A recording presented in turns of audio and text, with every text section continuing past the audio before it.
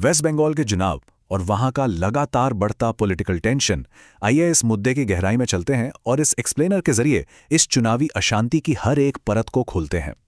ये मुद्दा सिर्फ राजनीति तक सीमित नहीं है, बल्कि ये आम लोगों के डर, भारी सिक्योरिटी और पूरे सिस्टम पर उठ रहे सवालों से जुड़ा हुआ है।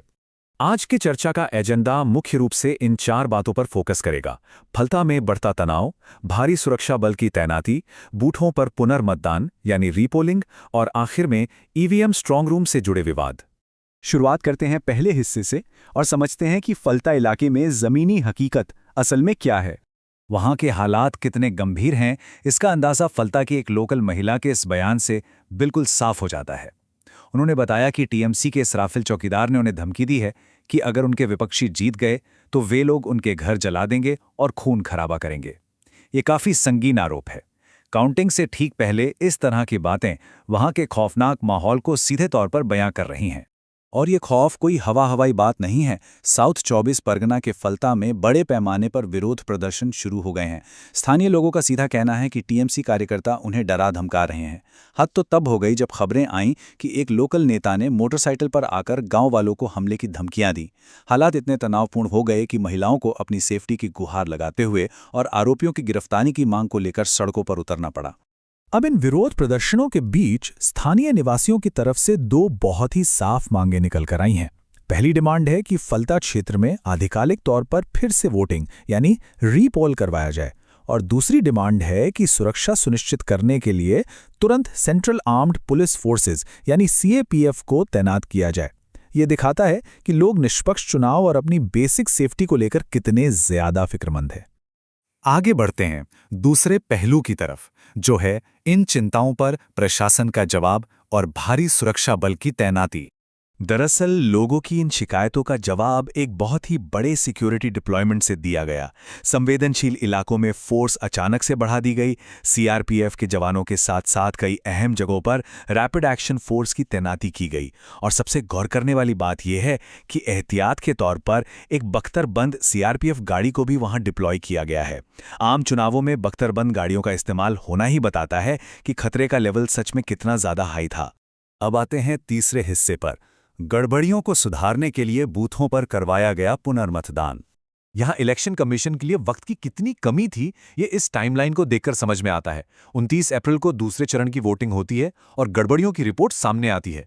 इसके ठीक 2 दिन बाद यानी 2 मई को 15 स्पेसिफिक बूथों पर रीपोलिंग शुरू कर दी जाती है। और ध्यान रहे, ये सब 4 मई की ऑफिशियल काउंटिंग से बस 2 दिन पहले हो रहा है।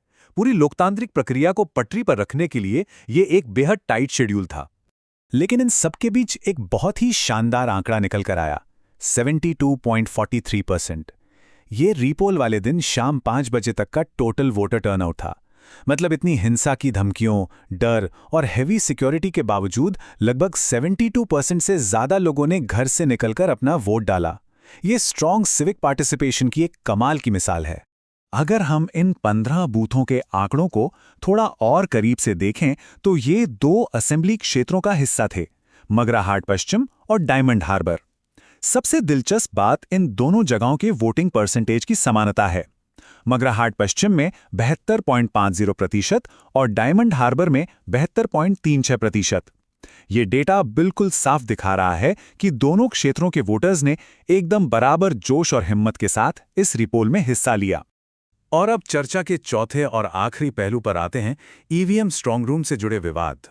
प्रोसीजरल लेवल पर आकर हालात और भी ज्यादा सीरियस हो गए। दोनों मेजर पॉलिटिकल पार्टीज ने स्ट्रांग रूम की सेफ्टी को लेकर आमने सामने संगीन आरोप लगाए हैं। एक तरफ टीएमसी की शिकायत है कि खुदीराम अनुशीलन केंद्र में एक रिटर्निंग ऑफिसर ने बिना परमिशन के पोस्टल बैलेट कवर्स की छंटाई की। वहीं दूसरी तरफ बीजेपी का आरोप है कि एक स्ट्रांग रूम को अनाधिकृत रूप से खोला गया। इस पर इंक्वायरी हुई और बताया जा रहा है कि कम से कम 6 अधिकारियों को सस्पेंड भी किया गया है। दोनों ही पक्ष सीधे तौर पर इलेक्शन एडमिनिस्ट्रेशन पर सवाल उठा रहे हैं। तो ये पूरा घटनाक्रम अंत में एक बहुत ही अहम सवाल के साथ छोड़ जाता है। एक तरफ भारी फोर्स शांति बनाए रखने की कोशिश में जुटी है और दूसरी तरफ ईवीएम के अनसुलझे विवाद अभी भी गरमाए हुए हैं।